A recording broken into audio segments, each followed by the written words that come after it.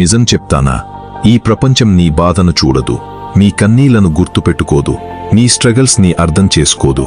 కానీ నువ్వు గెలిచిన రోజు మాత్రం అందరూ వచ్చి చప్పట్లు కొడతారు. అందుకే బాధపడటం ఆపు, నిన్ను నువ్వు నిరూపించుకోవడం మొదలుపెట్టు. ఈరోజు చాలామంది యువత ఒక పెద్ద తప్పు చేస్తున్నారు. ఎవరైనా ఇగ్నోర్ చేస్తే కుంగిపోతున్నారు, ఎవరైనా తక్కువ చేసి మాట్లాడితే విరిగిపోతున్నారు, ఎవరైనా కంపేర్ చేస్తే జీవితమే అయిపోయినట్టు ఫీల్ అవుతున్నారు. కానీ విను, నీ విలువను డిసైడ్ చేసేది వాళ్ళ మాటలు కాదు, నీ మైండ్ సెట్. సింహం అడవిలో ఎవరూ క్రౌన్ పెట్టరు, అది తన పవర్తో కింగ్ అవుతుంది.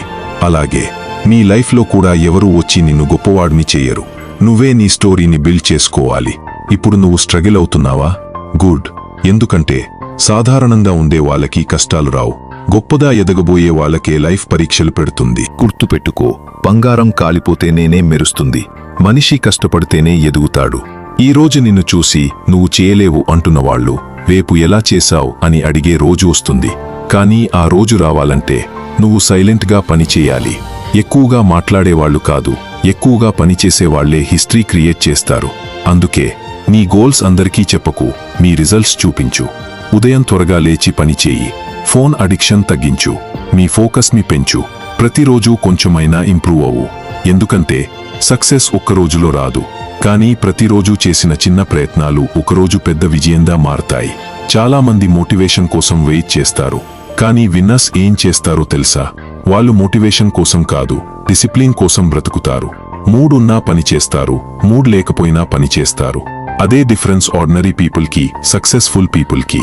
నీకు ఇప్పుడు పెయిన్ ఉందా? ఒంటరితనం ఉందా? ఎవరూ సపోర్ట్ చేయట్లేదా?